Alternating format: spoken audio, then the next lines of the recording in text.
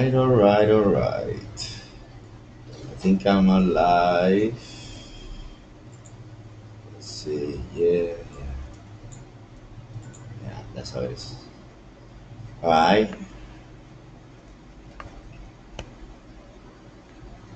it's a little bit big. So, good people from the internet, welcome to another live session here at A-létheia on the Speaker Club. We are trying to fix the screen and make it work for the others. Is this live too? Already? I gotta go. Ay, ay, ay. Oh, disaster. Can you help me? Yeah, I need help. I really need help. Uh, Hold this for now. No, don't pull that up. Just leave it like that. Just hold this. Exactly this. I need to get it on again. Yes. Okay, this one is about to go on. All right, we are live in Instagram too. Instagram and YouTube, possibly. Had a lot of accidents from the very beginning. I'm really sorry, people, but the camera is misbehaving today. Yeah, it is. It's just jumping all over the place. What's going on? Well, it's true that I don't have it fixed, but it never really was a problem before. Yes, that's more centered to what I need. All right, made me sweat and all. Um, well, welcome, welcome, people from the internet. Here in A-létheia, we're having an interesting night ahead of us.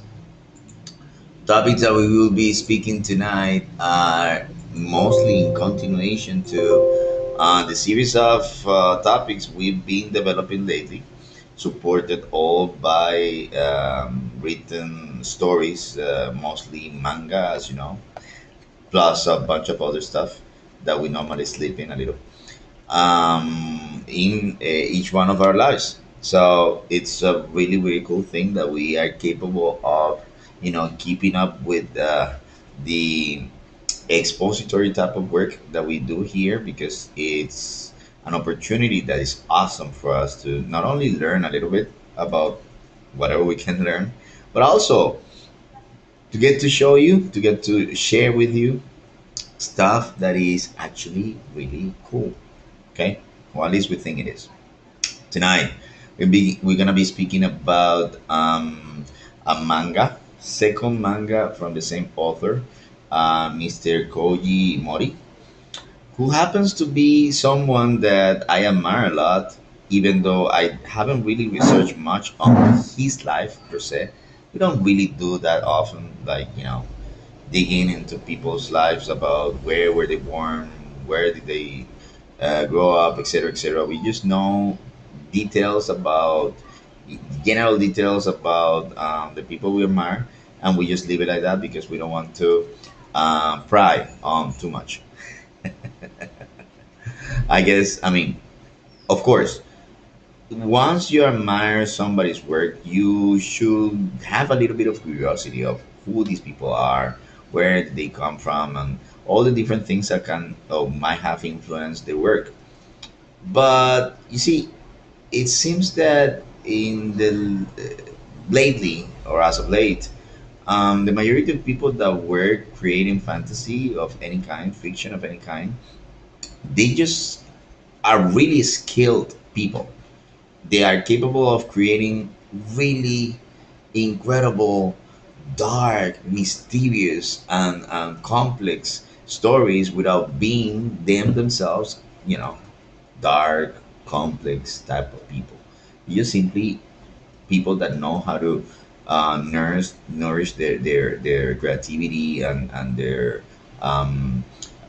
let's say the capacity of putting on to work a combination of different things. So they definitely just put on a show, and they give their best to produce the best stories that we can all agree on. Pedro, hello. Hi. Thank you for coming by after a long, long time.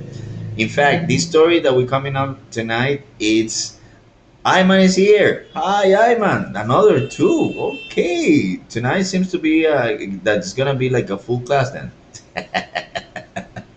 Nah, it's not true. You guys are the ones that, in the as of late, were my teachers.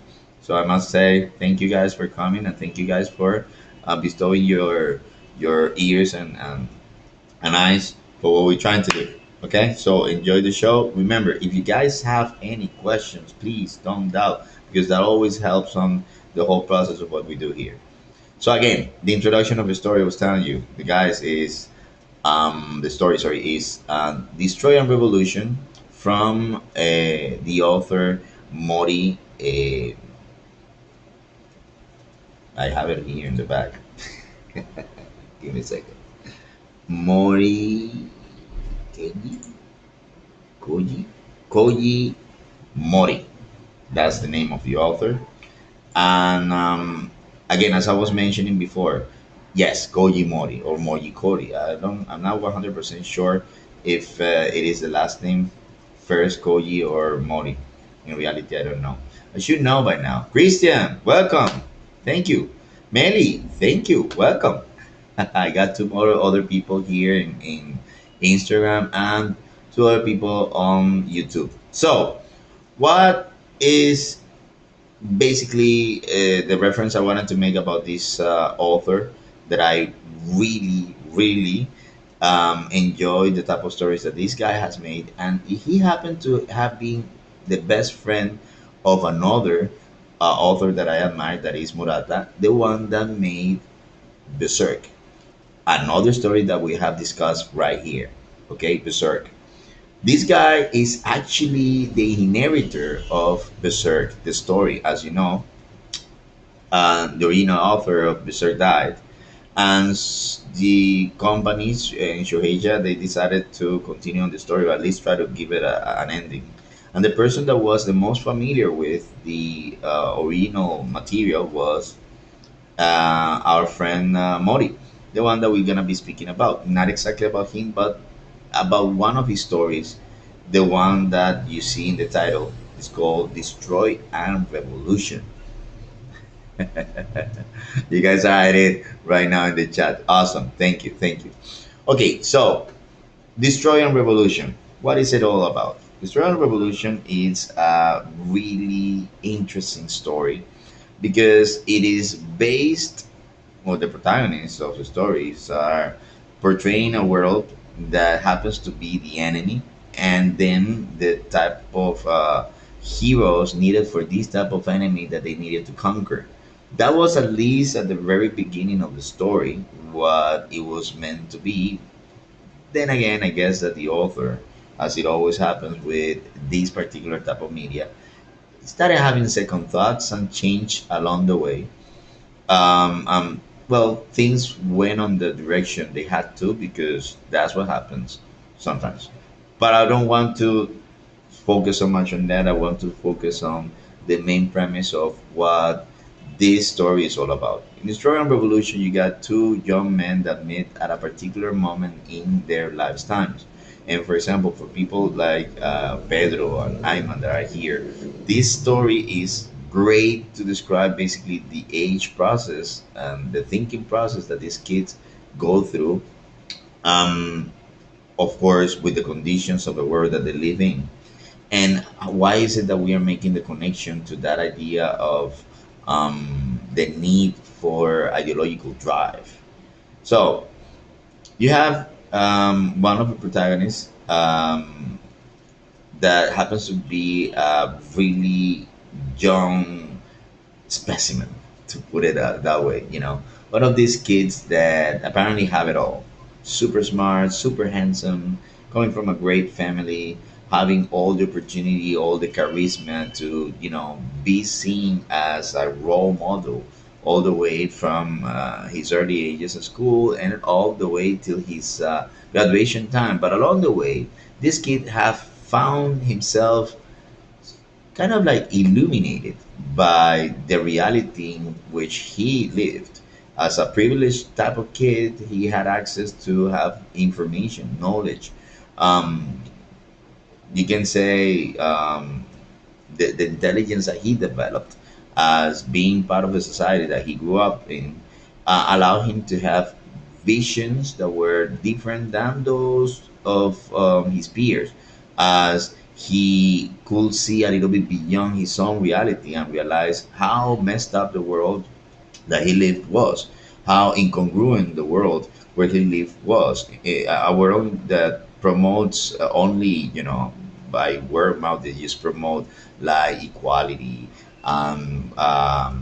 They promote equal rights for everyone. They promote freedom. They promote success. They promote many different ideologic hits, to say one way, to call them one way. But the reality, we all know that it's all a game that is rigged, in which a few people tend to be benefited, and the rest of the majority of the humanity basically pays for this thing that these few manage to obtain. We all know that that's how reality is. That's the world of adults. So of course, when teens begin to grow up, they got different perceptions of how the world is supposed to be, and they get disappointed by what is the world that their parents are showing them, and are even complying with, and are actually encouraging them to follow suit. Like, okay, this is society. You need to integrate to society, no matter how bad society is. It doesn't really matter where you grow up. You as a young person will have lots of different things to, let's say, conflict with when we are referring to how you see reality. And it so happens that this is basically what happens in Destroy and Revolution at the beginning. I mean, the ideologies that this kid had are akin to the ones that I remember, at the beginning of university, the majority of the kids that went on humanities used to have. The ones that were inclined to the left, how those years of Che Guevara, the Cuban Revolution, and many other different things were major ideological influence for the whole planet, not just for some Westerner countries. Not the whole planet. In fact, realized that this, let's say, political awareness that began from May '68, possibly, and even before with all the other leftist revolutions and etc. It was like there was some type of resonance with ideologic growth and with academic achievement. So of course, university have always been the house to this many great, important, revolutionary ideologies that even on today have proven to be, to move certain type of, not to move necessarily, but to give push to some type, many political movements. Some of them successful, some of them not so much.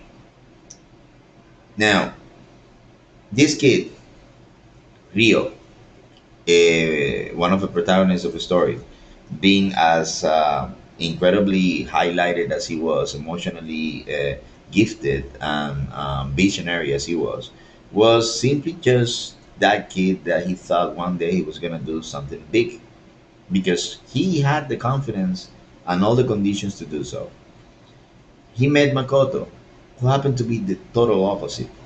If you have Rio exuberant, full of charisma and um, uh, all the appeal of being, that very personification of everything that was cool to be young, etc., etc.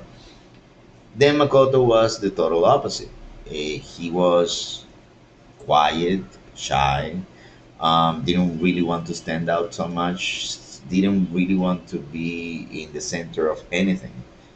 Um, like any other kid, also dissatisfied with the world that he was living in, but not in the same sense that Rio was. His dissatisfaction was more an existential one. Like, you know, why is it that we need to live the way we need to live? Why is it that the world consists on the series of rules and forms that we all need to convey because we cannot really free ourselves from the fate of reality, more from the existential position than the political position. So Makoto, despite apparently lacking so much vision, was deeper in his journey. And it so happens, spoilers alert, that because of that particularity of his personality, he met a person that he apparently shouldn't have in normal circumstances. Now, let me show you guys exactly what I'm referring to. I'm not gonna be showing the whole story, of course. I will be just simply scroll down on information that will be accessible later on for you if you make the take your time to make some research, like I did myself. So, this story that I got, you can Google simply "Destroy and Revolution" by Mr. Mori and enjoy it. Now, I was mentioning of the two protagonists. These are the two protagonists that I was mentioning, Mr. Rio and Mr. Makoto. So, what Makoto had in terms of depth was something that, of course, is the selling point of the manga. I mean, as any action-based manga requires some action, right, to happen. Well, that was provided by Mr. Makoto. Mr. Makoto had met some person that could be in that universe type of god that allowed him to tap on a particular type of energy source that is called the oneness.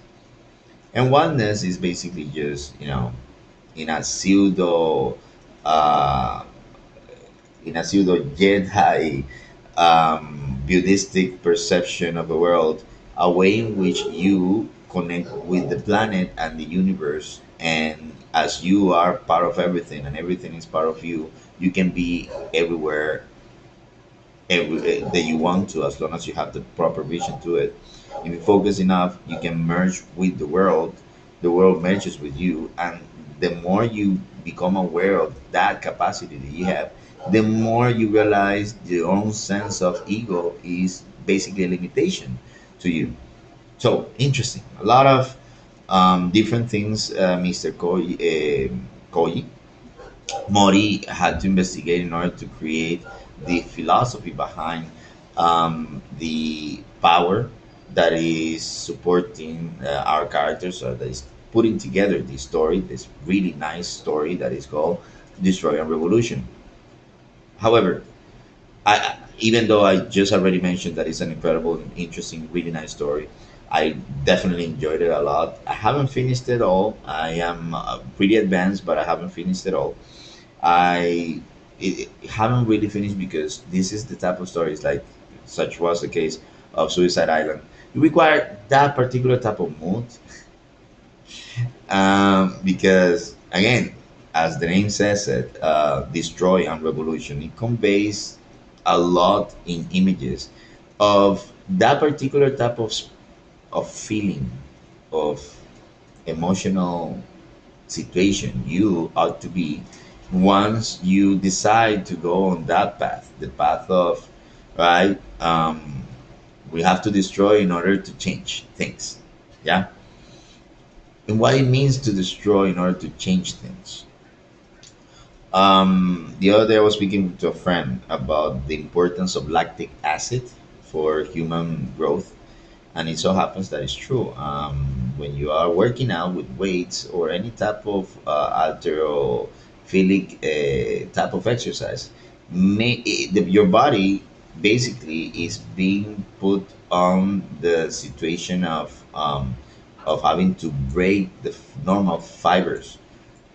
And once you pull weights that you're not used to and you break these normal fibers, your body basically requires to heal itself by pushing what is called the lactic acid, right? And lactic acid gives you general soreness everywhere. And this general soreness is required for you to understand that you are definitely affecting your body, you're definitely changing your body for the better as long as you keep it on the same way. Destroy and revolution sort of tells the idea at the beginning of it, at least, that there needs to be some type of change, and the change cannot be without the violence that this is required. And for any type of violence, we know that the conclusions to any type of violence is a type of destruction. The oneness power that Makoto get hold of allows him to tap into matter, no matter what way this matter can be. And as he can manipulate matter by eliminating parts of it at the beginning, tiny parts, later on, huge parts, until he becomes almost like a full god.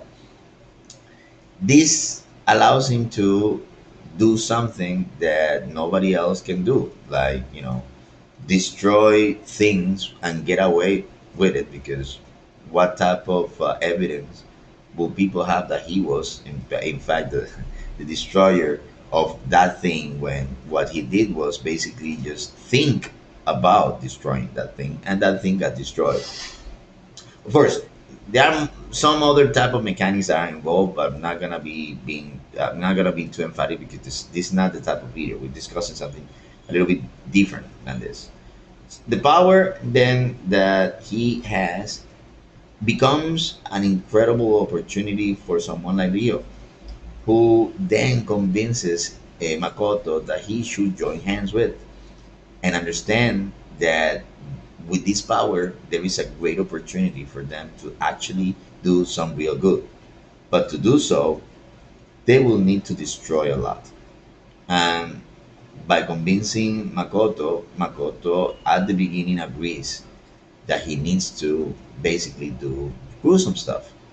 Maybe one day even killing people, right?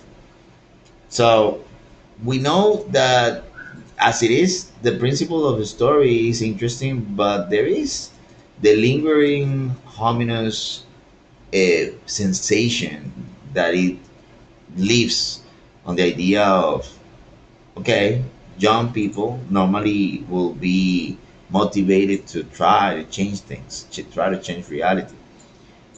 We all know how young people believe that sometimes being crass is necessary, because without the crassness and the boldness of youth, um, general changes never really get to happen. Adults tend to be more passive in the way in which they approach reality and leave things be, and accommodate themselves much more quietly than what younger people will do. Younger people, historically speaking, have always pushed to change, always, right? From all the different historical reference that we know of. Why is that? Well, a lot had to do with being young, being capable of seeing life from a perspective of temporality that is different as you grow older. The perspective of temporality is faster, and as it is faster, it has this capacity of sometimes even um, fool you, make you get lost in the time by not really considering that your life is not just those simple first moments, those simple minutes, and so simple first impression. Your life is way more. It goes beyond your only single perception. The majority of people that live with you have an incredible effect on you. The impressions that they leave will last forever, forever, as long as you have a memory in your life, and those things will mold the way you think. In fact, the way you change a lot had to do with those experiences you got with regular people, just simply regular people.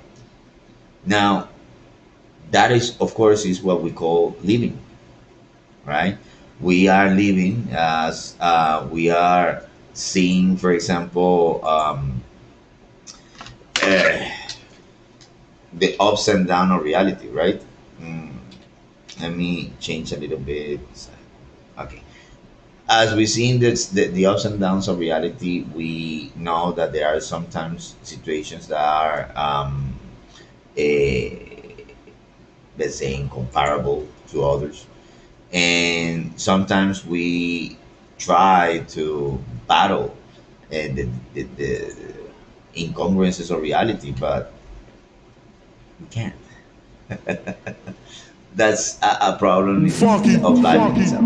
Okay, we cannot simply just control how reality is supposed to work all the time. We can control maybe a little bit of our impulses, but we really don't control reality. We're thrown into reality as accidents mostly, and it so happens that accidents meet other accidents. That's more or less how life comes to happen.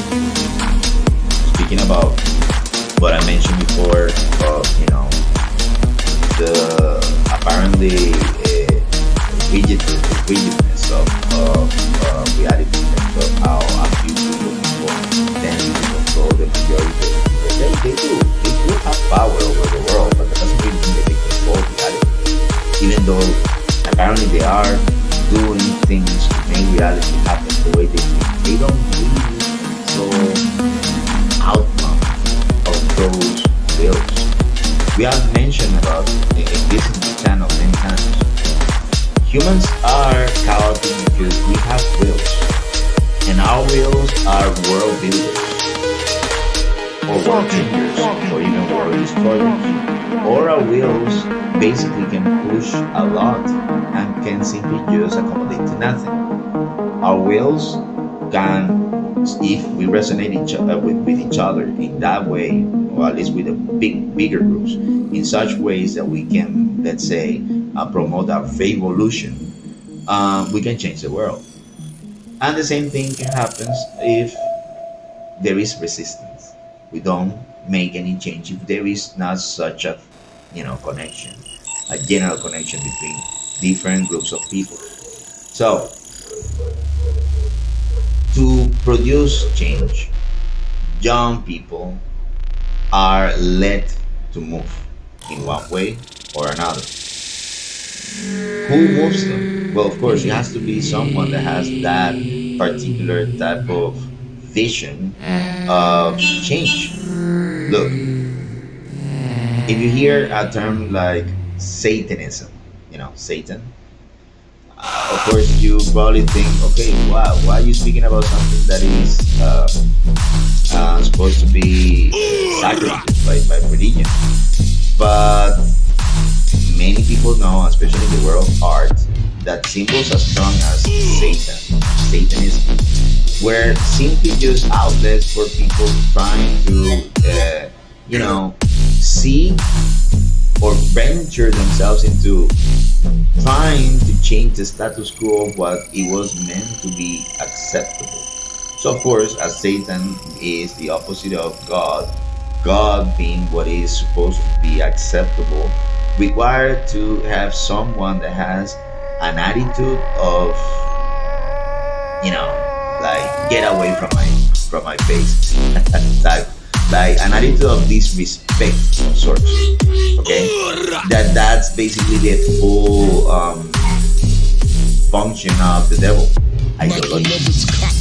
The devil is a disrespecter type of character, disrespect type of character that basically simply works as an agent of chaos, an agent of disorder, an agent of denying that the reality we are imposed with is not the only one, is not the only possible one. We can have to try other options. I mentioned that this is a real apparent in art. This is real apparent in the history of the world. There are many different instances in which the whole idea of the devil or the whole idea of the rebellious figure, the rebellious hero or anti-hero, was a necessary being or agent required to produce real change. Then again, real change not possible to happen without revolution, and the revolution require destruction.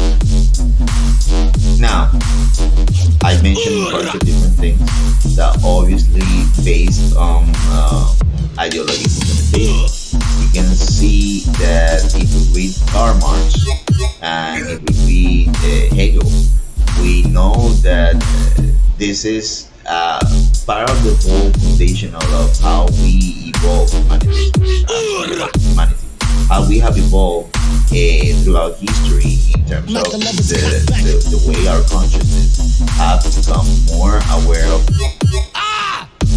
the mechanics of the world by being humans and our own limitations, and understanding that not all the time our human perception of the world is the absolute possible perception of the world, that there are incongruences that we could actually work on to make the world better. For that reason, revolution is not a new concept. Revolution is very old, and there have been many different types. In reality, depending on where you are, you can actually remember, historically speaking, that there was a type of revolution that produced a type of particular change. What was lost? Well, what was lost is what historically speaking can be considered continuously not necessary. Continuously, oh, sorry, not contingent. That would be the proper term. And if it is not contingent, it's not necessary. If it is not necessary, why should we keep it? We all know that, culturally speaking, there have been many different things that have been lost forever. And even though you bemoan about the fact that those things have been lost, you can't change the fact that they were lost for a reason. As they say, history is written by the winners. But you require a winning shot in order to be someone that writes history. Without that, you attempting a possible change will only be seen as, the rebel, the one that acted like the devil. And as acted by the devil, you're gonna have to be chased out. Like Saint Michael chased the devil out of the heavens. And how did the devil finish? It didn't finish well. That's the reason we call him the devil. Lately, I've been noticing that this situation, this tendency of the red pill man, it's not a joke anymore. And I remember Pedro when he asked me that question. What was my idea about the whole Andrew Tate situation online? As it so happens that the online life that we all share is much more limited than we think of. I mean, the actors that become friendly at a particular type of moment are not that many. How come I know about Andrew Tate when have never ever in my life watched a single video of him directly? I have watched lots of people commenting about him, not him himself. He's like the new Jesus, if you think about it. Jesus never wrote a book, like Socrates never wrote a book. So many different people have written about him. I got a comment here, I think it's Pedro, they say, show yours, let me see. Give me a second, people. I cannot read it well. It was Simon. Mister, don't know if you know, but I just want to see that there is music video playing while you are talking. Well, there is a video, although it's not really music, but I got it. And this video is something that's but you're right, maybe there is intervention of sound. Thank you for telling me though. Alright, so I left it like that. Yeah, and the audio sometimes tend to be a little mess because this type of devices that I'm using in order to produce the live stream might not really tell me everything that's going on. So thank you guys. You guys have my back there. So going back to what I was saying just before, um,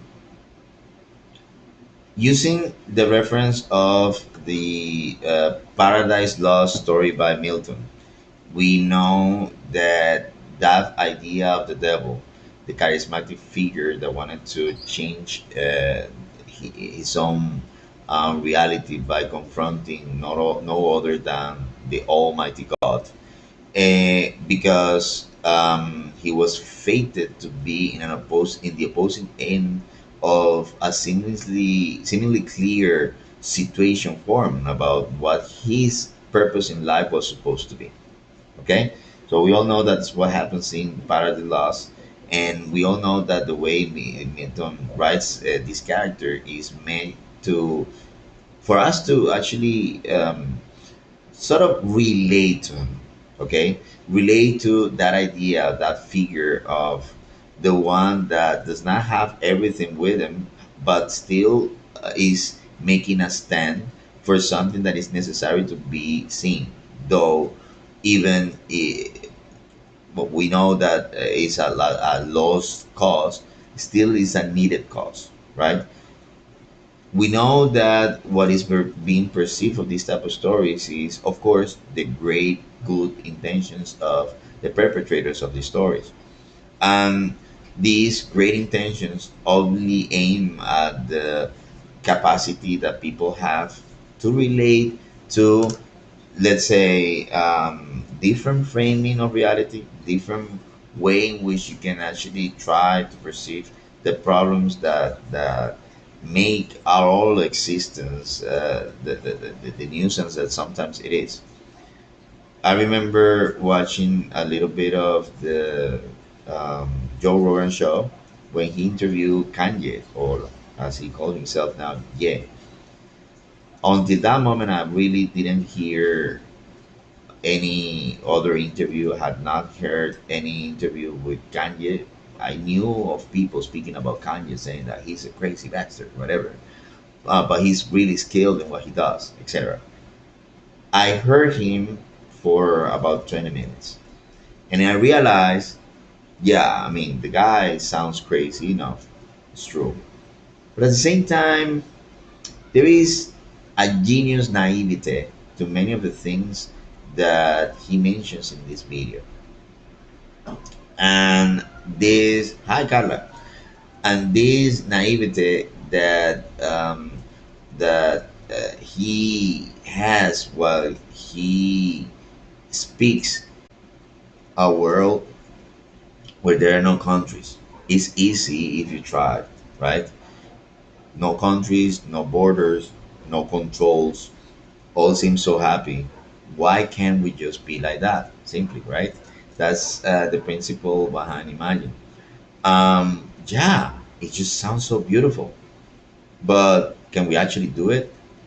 Slavoj Žižek constantly refers to the day after the revolution, that he will pay whatever he could actually gather, any type of wealth it will be possible to gather just to see what happens in any other of these movies in which there is a big revolution, and they show the day after, after everything, like the status quo is being put down and new people coming. Right, good, you have new establishment, now what? Make things happen. That's the naivete that young people normally have when it comes to see reality. I mean, like, yeah, we can try, we can do whatever we want to. We have the energy. True, you do have the energy. Do you have the vision? Well, you might have the dream, but to get it, you need a vision that has the phases, the outline steps that you're supposed to get in order to obtain that thing that you want. At the end of every revolution, what is being obtained is what they cannot achieve. Many times, many of the revolutionary people that were involved in the process get sort of disappointed along the way. That's the reason why there are like different reads of the same movement. And these different reads simply just they're it's different visions that are held by some actors that were involved in the process of the revolution, but their things that they perceived were different to the things that ended up happening. Okay, example to this, you have in Venezuela the Chavista revolution. Even today, you got many people that speak about how terrible it was, how good it was, how great it was, how many different visions of how it was during the time of Chavez. We all know that there was a thing before Chavez, during Chavez time, and right after Chavez time that defines the situation that is being lived right now in the country of Venezuela. We all know that many of the young people that were supporting the Chavista revolution were people that in reality had the best intentions to the country. Nonetheless, we all know the consequences of what happened. And we all know that, again, that one thing was before Chavez, one thing was Chavez time, and the other thing is right after Chavez with Maduro's time. You can judge however you want to judge it, but you definitely have to appeal to your own memory of how it was living in each one of those moments. If you are a Venezuelan and you lived in Venezuela during those years, we can say if you have spoken to any person that have been involved with that particular movement, that the beginning was always beautiful, was always grateful, super rewarding, etc., but something changed. And what changed is the fact that revolutions don't happen without others, but others don't have the same thoughts, the same visions that you have. And as you are sharing your dreams with other people, you will see that your dreams plus the dreams of other people will get, let's say, to landscapes that you never even envisioned before. And those landscapes will basically give you like trippy trips or will give you nightmares, and you will find yourself alienated in your the own reality that you managed to help create. In the story of Destroy and Revolution, at the beginning, Makoto is convinced that Rios got a point, that things needed to change in the world where they lived, and he was gonna give uh, Makoto a hand, literally helping hand, in making the type of destruction that he needed to. But he realized that they needed to do more than just simple one or two attacks in the country of Japan. So the government of Japan started to notice them and take them seriously. They made a whole plan of creating demands while making attacks in different places of the country. The way their demands simply just pointed out the fact that these people were obviously young people and really naive from the get-go. And the author is really clear about how these general urgencies of change are useful and at the same time shortened in terms of vision. There's a lot of different things that we cannot really see. Possibly you know of the term or the phrase, sorry, of glass half full, glass half filled. You know, it's basically a position to see life, to see reality. When you see reality with the glass half full, um, you obviously got that, let's say, um, that hope, that constant hope for a better future, a better outcoming of things. Totally different is once your vision is the glass half empty. Glass half empty is no matter what happens, there is always something gonna be bad about what you're living, about the reality you're living. Kids today tend to be divided basically a lot among those two things, but a lot of men, young men, tend to be they're like pushed onto this idea of the glass half full. and sorry, glass half empty. And somehow it seems that the way in which these young men are driven, are led, is by them realizing that the planet, the reality in itself, all is just doomed from the very beginning. I guess that's one of the reasons why video games are so important today, because it's only in video games that they have the chance of making changes, making creations of their own, doing things that allow them to control reality as they wanted to. And I guess that's the reason why Minecraft is such an important, popular game even today. I never really enjoyed watching those graphics. I always thought that it was awful, but there was no other game that was as successful as Minecraft. Anyway, for kids today, that's what I mean. Gaming, that type of gaming, especially those type of games, give the opportunity to kids to, try to do that, try to change reality. But everything else about reality just sucks. I mean, waiting sucks, waiting. Education sucks. Parenthood sucks. And when they grow up to a certain age, and they have to integrate, I don't know, military service, jobs, etc., it sucks even worse. And that, of course, leads to major depression, anxiety, and all the different huge problems that young people today have a lot of.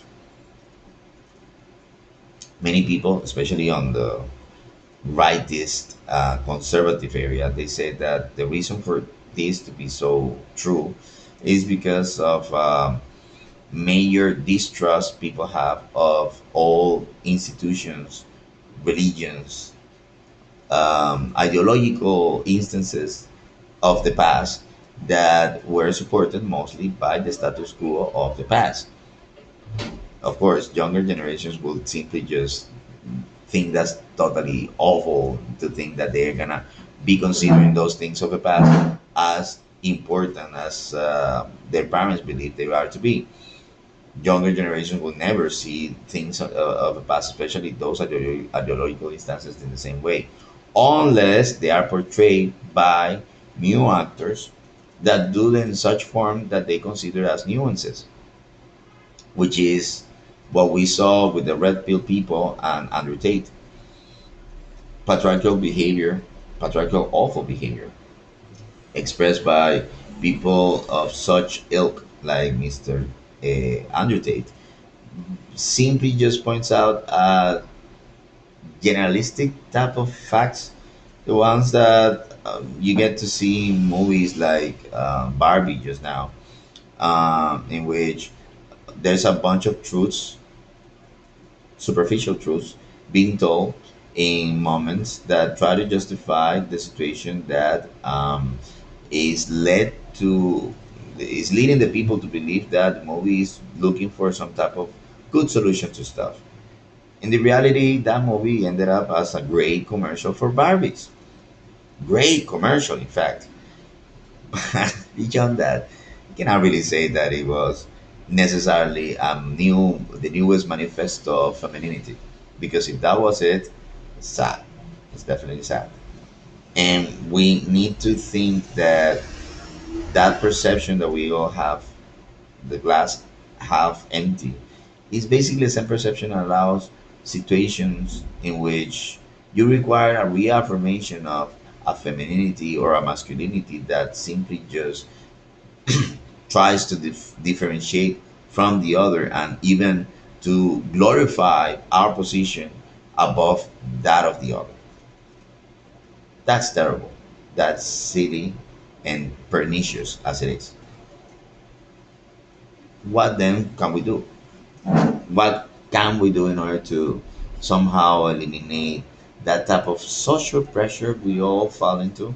You know, wanting to believe someone, a new leader, wanting to believe that there is the possibility of change of reality, etc., etc. Yes, yes, of course, there is always possibility of changing reality, but there is also true that you're required to understand things need to be changed according to how conditions are being given for these things to change. I'm not saying that you need to be passive, or the opposite. You need to be active, but at the same time, you need to be considering that every move that you make will have consequences too. And as these consequences, sometimes they're not gonna come out the way that you want to.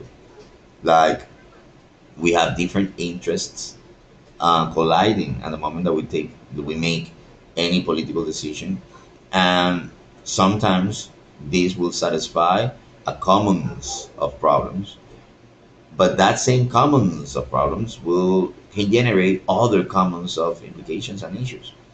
Like, everybody knows how important communication is for democracy. Can you say that the communication we all have due to social media is the best one? Can we actually say that we are being, um, let's say, benign with our communication? Well, that's the same problem of the glass half full and the glass half empty that we all conceive. Glass half full will say, yeah, obviously, we are capable of contacting, communicating with so many different people in the world. Like right now, my friend Jamie just joined us. Hey, Jamie. And he's in a really, really far away country from where I am now. And that's great that he's capable of sharing with us due to the technology that have been developed in order for communication to be enforced the way it is today. But if my perception was the glass half empty, I would say like this is not real communication. This is just simply the appearance of it. And as the appearance of it will just simply allow me to think that I made a friend or simply just got in touch with a friend. But there is no real depth in our touch or our conversation. Then these type of technologies are actually isolating me even more of what reality is supposed to be. That again is another perception of the same thing that goes and points out a complete different spectrum of the experience of communication as it is.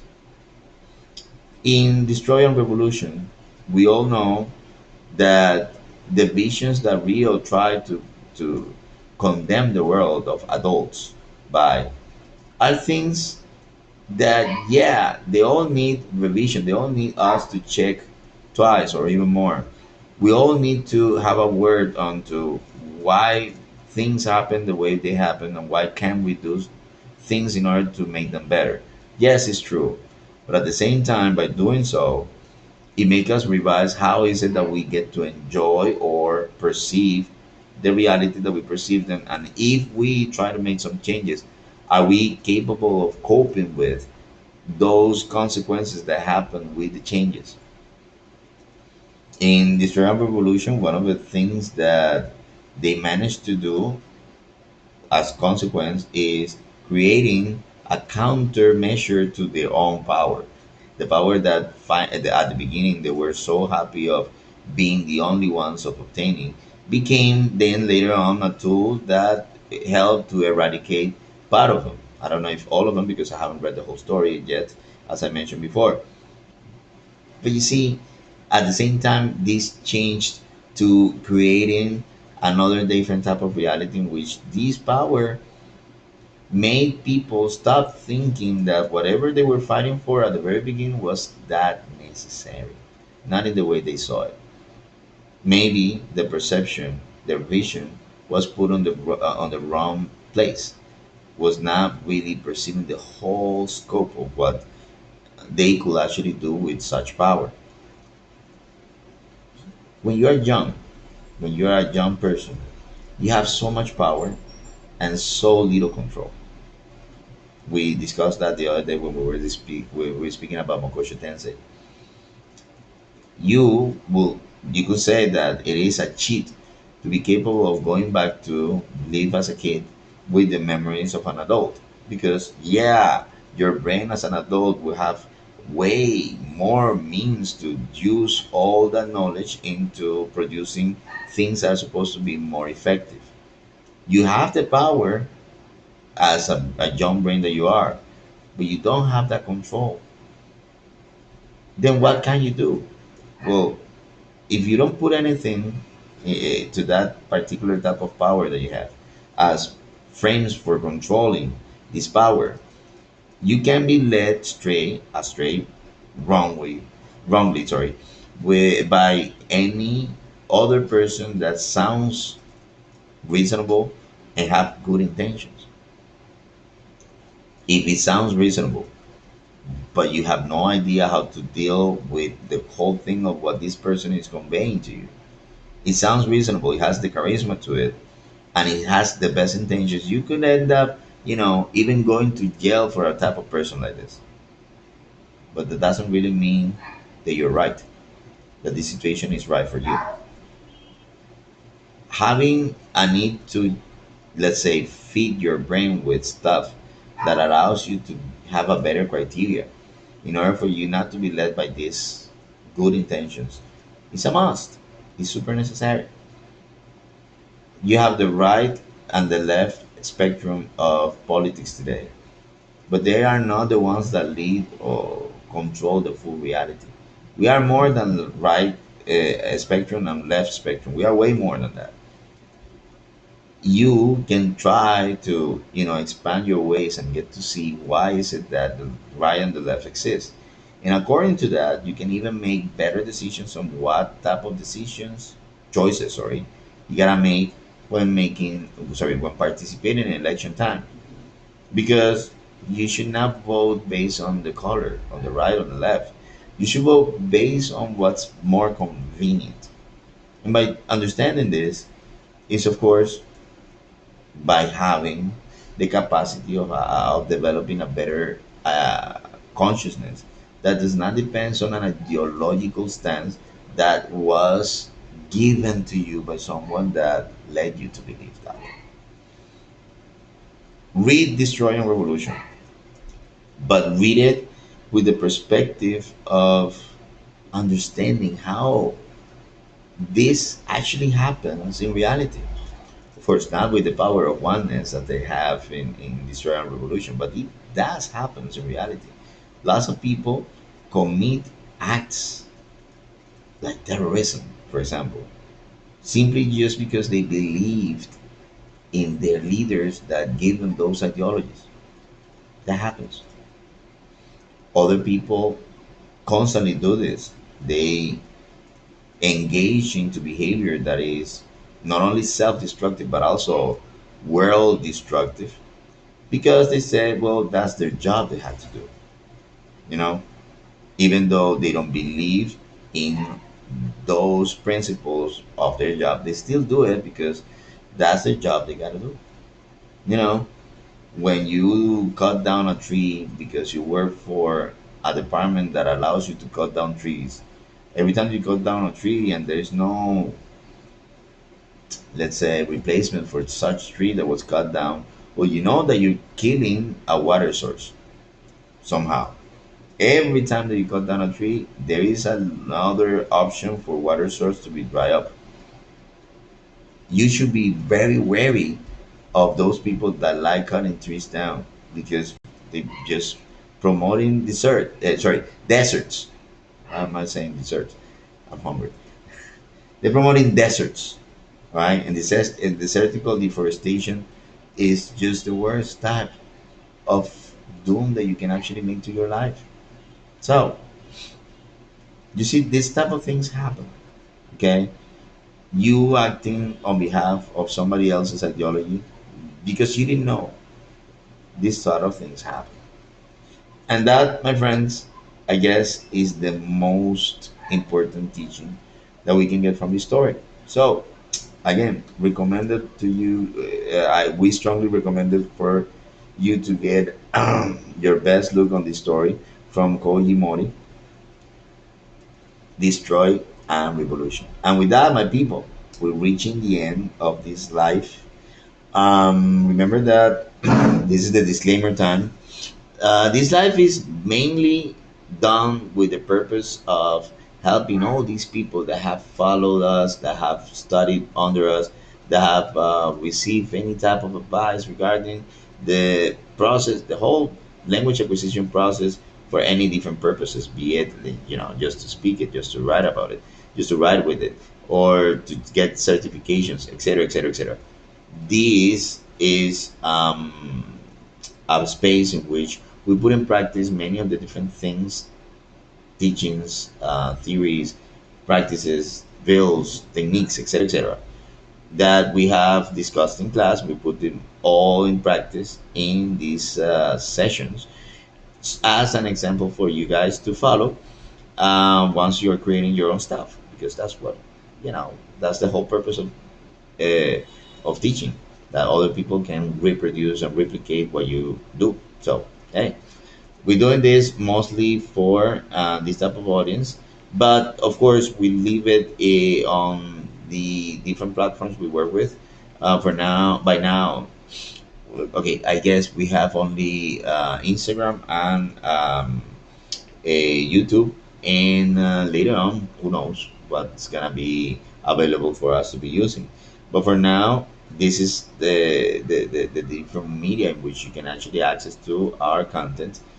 For the services that we offer, we, A-létheia, are a consultancy agency. Any person that is interested in improving, in getting better at, or simply just master your whole language acquisition process, English to Spanish or Spanish to English, this is your space, a way for you to learn just by speaking. That's the Speak Up Club.